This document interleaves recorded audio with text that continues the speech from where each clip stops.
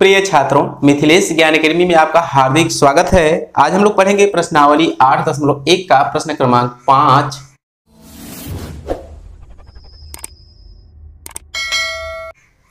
जिसमें दिया है यदि सेक थीटा बराबर 13/12 हो तो अन्य सभी त्रिकोणमितीय अनुपात परिकलित कीजिए।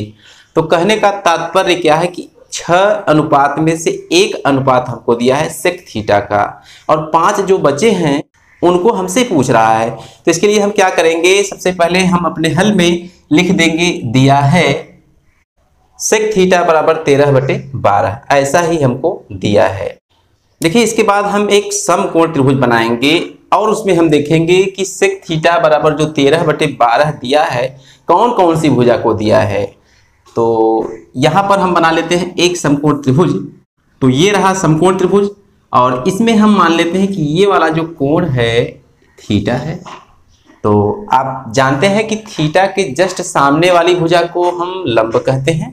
तो यहाँ पर हम लिख देंगे लंब, और 90 अंश के जस्ट सामने वाली भुजा को कर्ण कहते हैं, और थीटा और 90 अंश के बीच वाली भुजा को आधार कहते हैं। तो यहाँ पर इस त्रिभुज का पूरा एनालिसिस हो चुका है। अब हम चलेंगे यहाँ जो हमको दिया है सेक थीटा बराबर 13/12। तो इसका जो अनुपात होता है अर्थात सूत्र होता है कर्ण बटे आधार होता है, ऐसा आप जानते होंगे। तो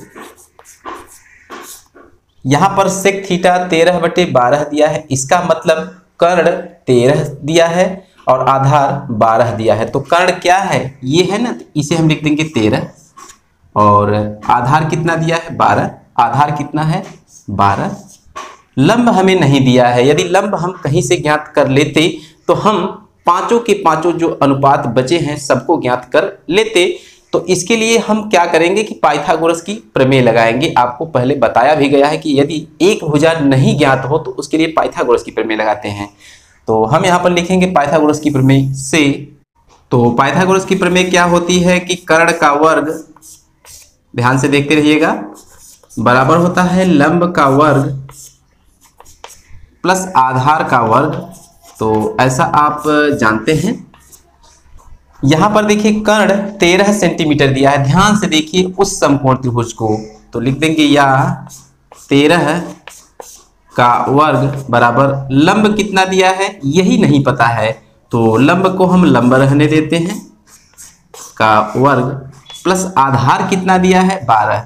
तो 12 का वर्ग हम लिख देंगे, या 13 का जब वर्ग करेंगे तो हमको मिलेगा 169, और लंब का वर्ग ज्यों का त्यों रहेगा, प्लस 12 का वर्ग करेंगे तो 144, या अब देखिए 144 को उठा के इस साइड लेके आएंगे तो यहाँ तो 169 पहले से है और 144 आके इसी में से घट जाएगा, बराबर इधर बचेगा लंब का वर्ग,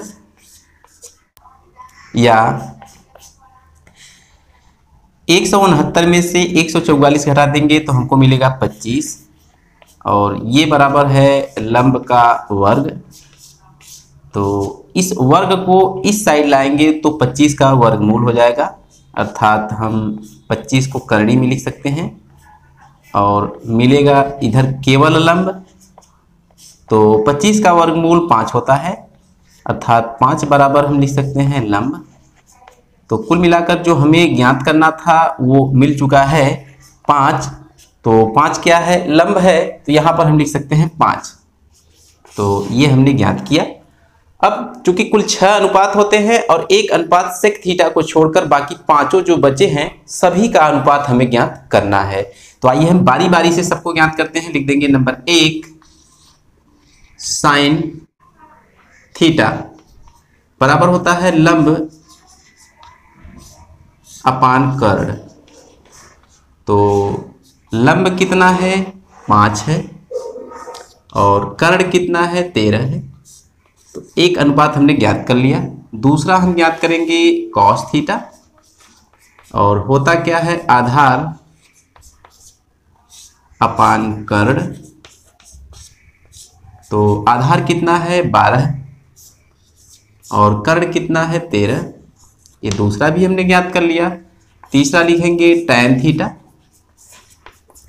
बराबर होता है लंब बटे आधार। तो लंब कितना है 5 और आधार कितना 12, ये हो गया 5/12 तीसरा। चौथा हम लिखेंगे कॉसेक थीटा। तो कॉसेक थीटा का होता है कर्ण अपान लंब। तो कर्ण कितना है 13 और लंब कितना है 5, चौथा हो गया। पांचवा लिखेंगे कॉट थीटा। तो कॉट थीटा का होता है आधार अपान लंब। तो आधार कितना है 12 और लंब कितना है 5। तो कुल मिलाकर हमने जो 5 त्रिकोणमितीय अनुपात हमसे पूछ रहा था हमने ज्ञात कर लिया है। तो आज की वीडियो में बस इतना ही, फिर मिलेंगे अगले क्वेश्चन के साथ अगले वीडियो में। तब तक के लिए धन्यवाद।